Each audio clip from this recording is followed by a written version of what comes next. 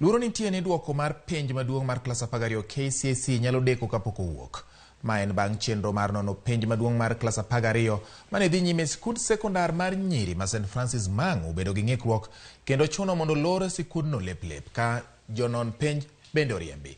Obila mane okwore sikundno ne omiyo ong'iyo malong'o jopuonj maromo 1,000 ma yande dhi nyime kod nono penjno kendo nyisogi ni mondo giwuogi ei dakika 30 ka jopuonjgo noriko nono penj mar CRE.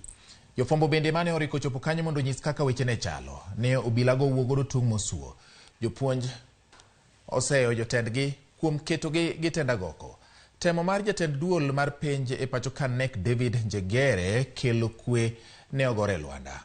Kata obedo ni jatend migawo mar somo Ezekiel Machogu kaachiel kod jatend duol mandiko jopuonj TSC Nancy Macharia ne obedo kod romo e sikundno mar yango kaka inyalo kony wachno.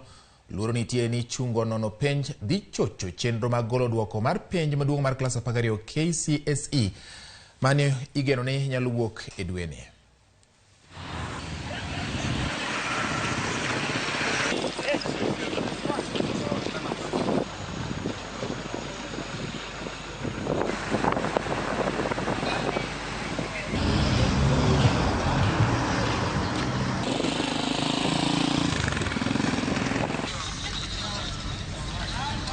Kaporo wane mago